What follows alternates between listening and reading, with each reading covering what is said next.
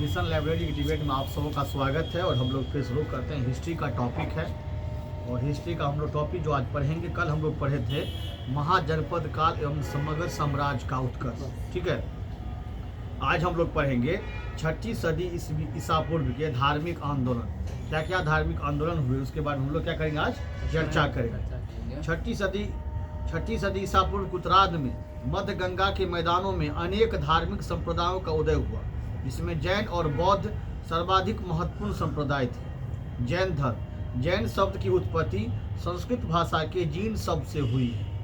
जैन शब्द की उत्पत्ति संस्कृत भाषा के जीन शब्द से हुई है, जिसका शाब्दिक अर्थ होता है विजेता, अर्थात ऐसा मनुष्य जिसने अपने मन, वाणी तथा काया पर विजय प्राप्त कर ली हो, उसे क्या कहते हैं। जैन साहित्यों के अनुसार जैन धर्म के कुल 24 तीर्थंकर हुए।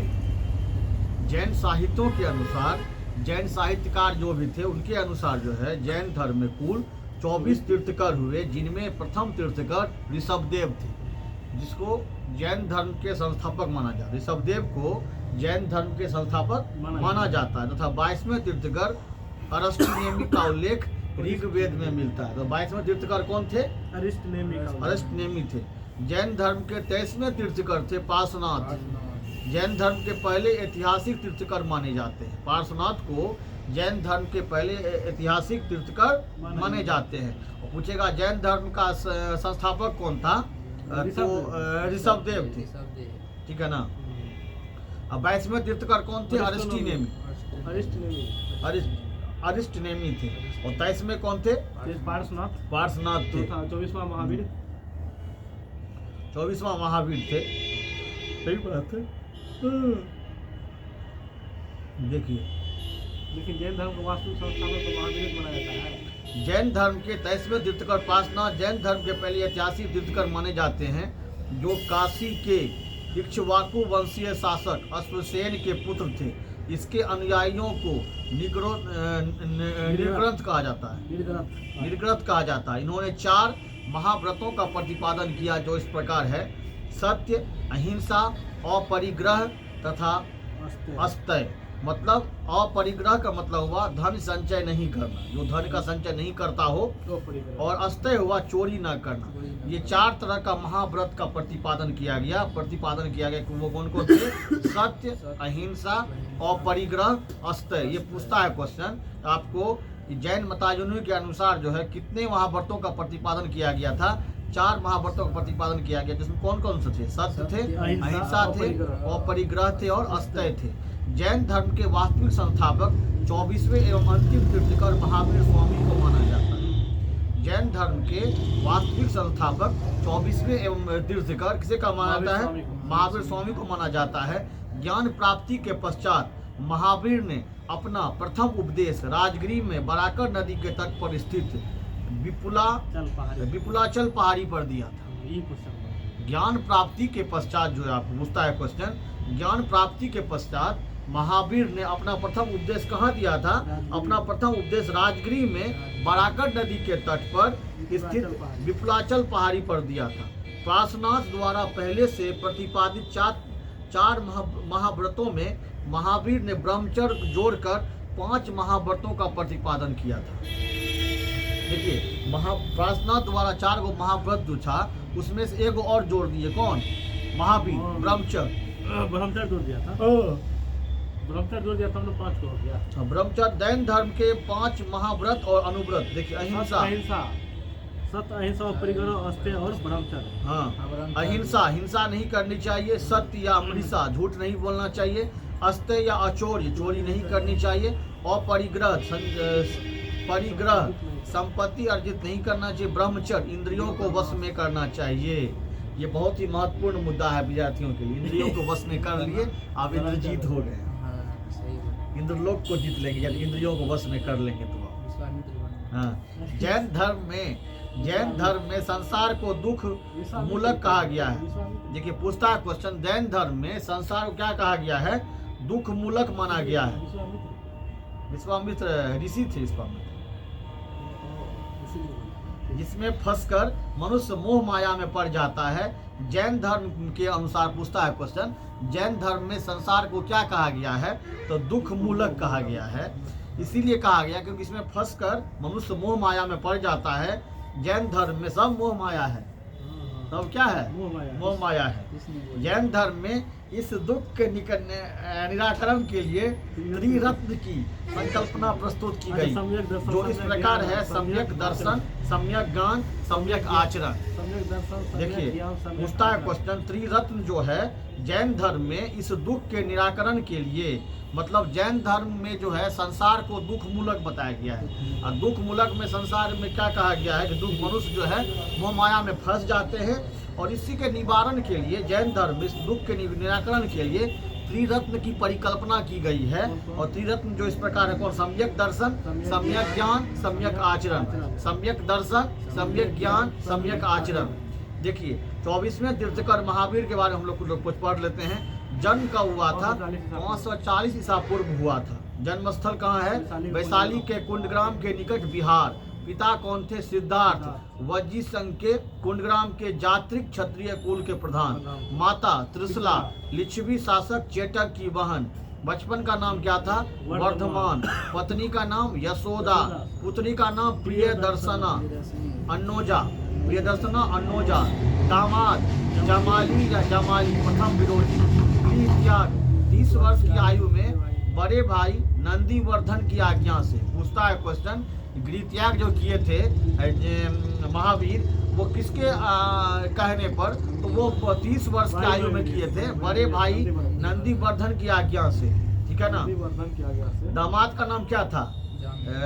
जमाली या जमाली, जमाली या जामाली, प्रथम विरोधी थे। हाँ, जमाली या जामाली, जो माली या जमाली। हाँ, जोमाली या जामाली। पुत्री कौन था? प्रियदर्शना। अनोजा जिसको कहा गया, कहीं का अनोजा भी नाम इसका है। पुत्री का प्रियदर्शना और कहीं का अनोजा भी नाम है। ठीक है ना? बचपन का नाम क्या था महावीर जी का? वर्धमान था। बोलिए माता का क्या नाम था? त्रिशला। लिच्छवी शासक चेटक की बहन थी। लिच्छवी शासक चेटक की बहन थी। पिता का नाम क्या था? सिद्धार्थ। पिता का नाम क्या था? सिद्धार्थ नाम था। पिता का नाम क्या था? सिद्धार्थ था। पुत्री का नाम प्रियदर्शना।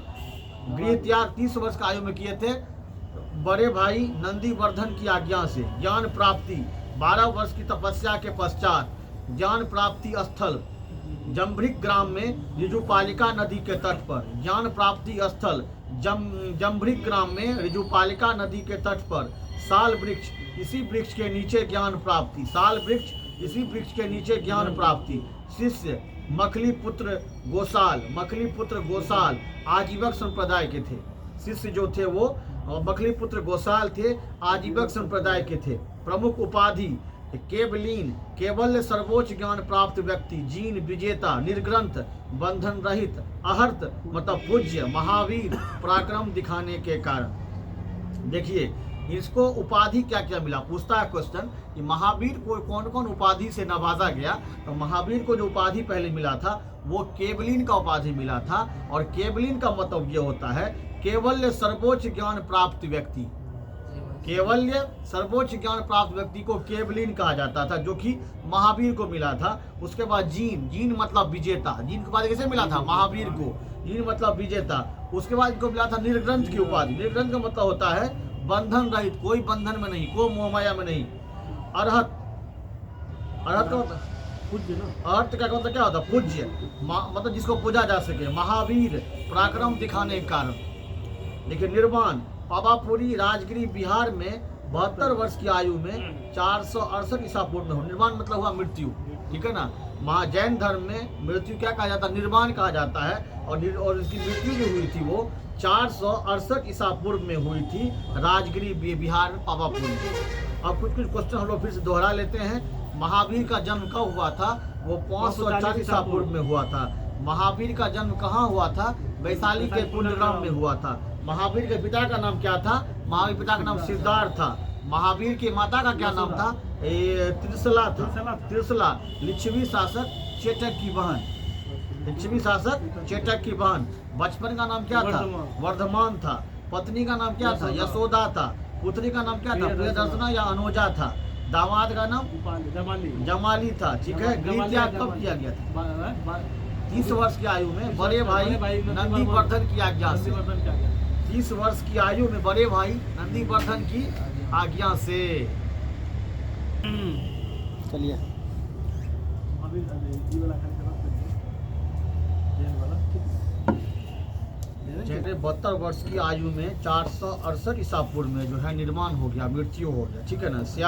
स्यादवाद या सप्तभंगिनीय सापेक्षता का सिद्धांत, अनेकांतवाद, बहुरूपता का सिद्धांत, नवावाद, आंशिक दृष्टिकोण का सिद्धांत महत्वपूर्ण जैन दर्शन है।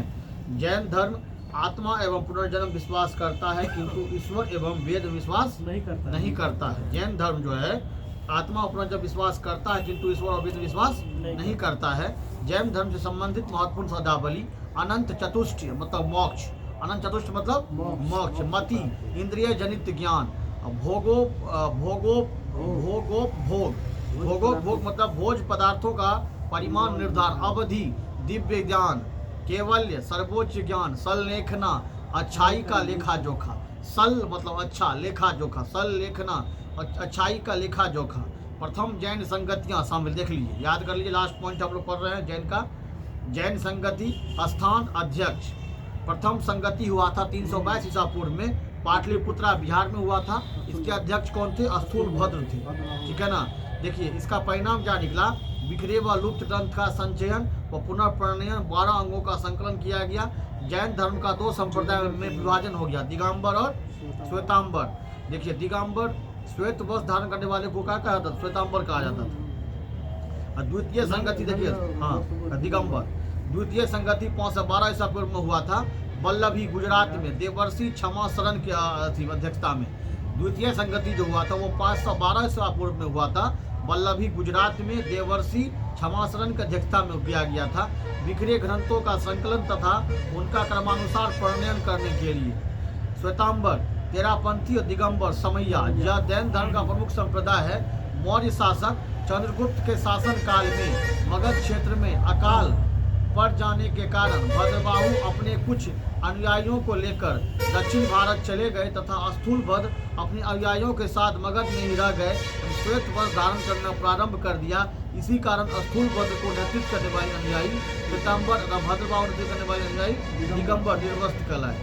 मतलब जो स्थूलभद्र को फॉलो करता था वो क्या था? श्वेतांबर था, और जो भद्रबाहु नेतृत्व में वो दिगंबर हो गया। स्थूलभद्र का अनुयायी हो गया आपको श्वेतांबर, और भद्रबाहु बाहर चला गया दिगंबर। हाँ देखिए, हाँ जैन साहित्य लास्ट पॉइंट है। प्रारंभिक जैन साहित्य अर्ध मागधी भाषा में लिखे गए हैं। कालांतर में जैन साहित्य प्राकृत, सोरसेनी, संस्कृत और कन्नड़ भाषा में लिखा गया। जैन साहित्य को आगम कहा जाता है। आगमों पर अनेक भाष्य लिखे गए हैं जो निर्युक्ति, चूर्णी व टीका कहलाते हैं। जैन साहित्य को आगम कहा जाता है। आगमों पर अनेक भाष्य लिखे गए हैं जो निर्युक्ति, चूर्णी व टीका कहलाते हैं।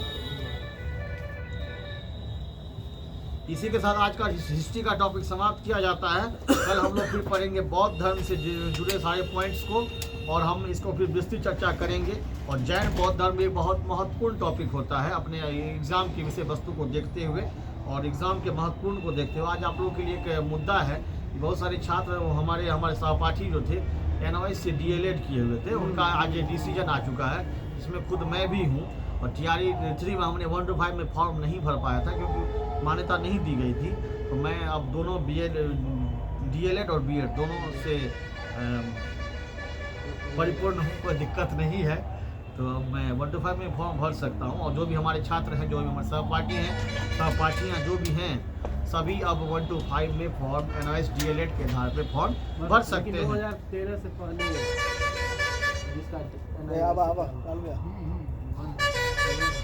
क्या जो 2013 से पहले क्या है उसी को कर दिया, 13 से मतलब 2023 से काट दे। 2023 से